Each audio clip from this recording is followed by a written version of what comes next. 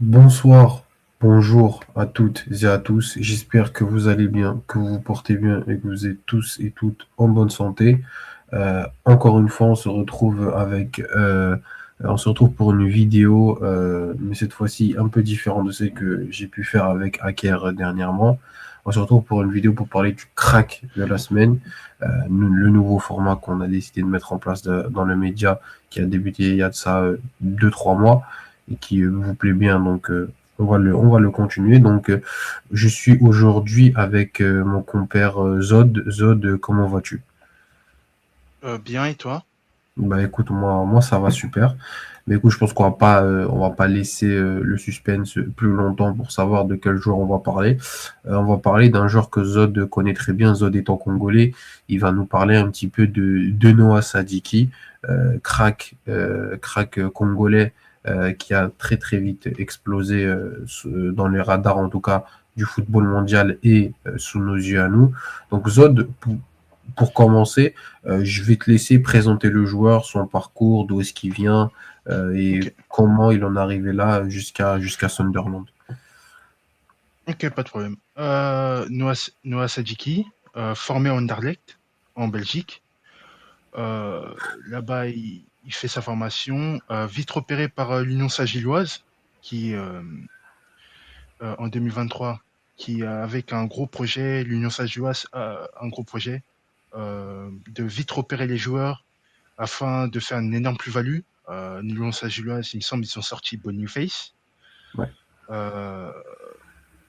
Euh, il y a beaucoup de joueurs qui ah, sont allés à Brighton. Je aussi, sais ouais. plus si Mitoma y est allé, Oui, j'ai un Mitoma, trou oui, de t'as mémoire. raison.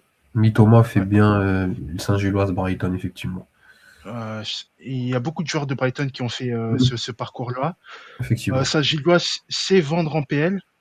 Aujourd'hui, je pense que leur latéral, leur piston gauche, il y a un monde où piston droit, je sais plus, c'est l'international euh, israélien. Il y a un monde où lui, il y a un profil PL, donc je sens que l'année prochaine, il va aller en PL pour Oui, 20 oui, je vois de millions, qui tu parles. Ouais.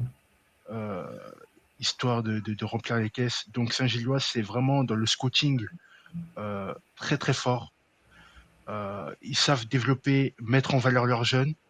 Là-bas, à Saint-Gilloise, il a grandi avec énormément de temps de jeu. Il a été champion.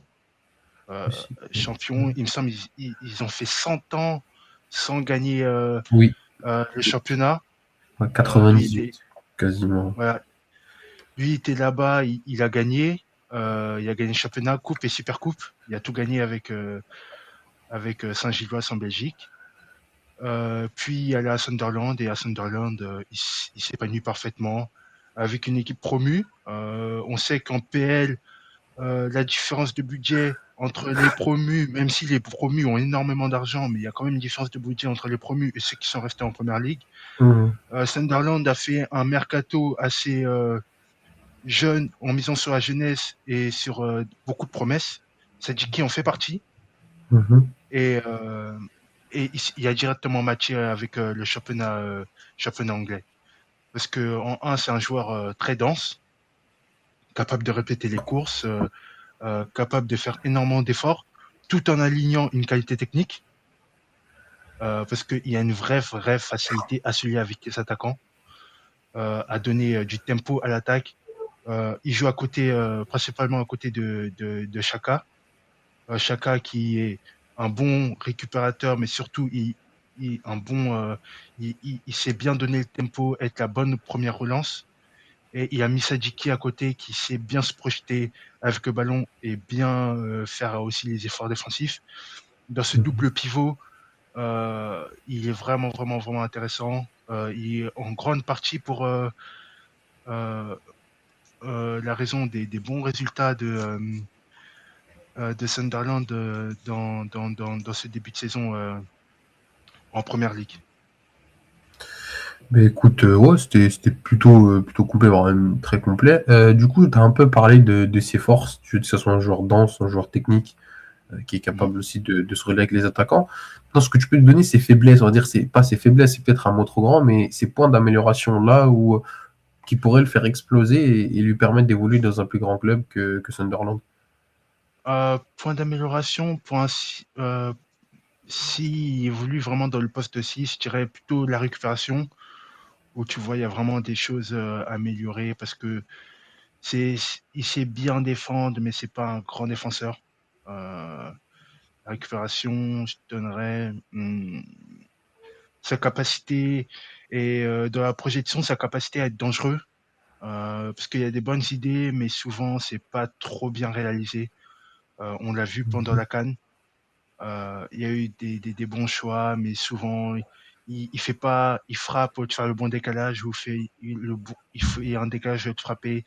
C'est pas toujours la bonne option dans les 30 derniers mètres, mais voilà, il est encore jeune, il peut s'améliorer sur ces points-là.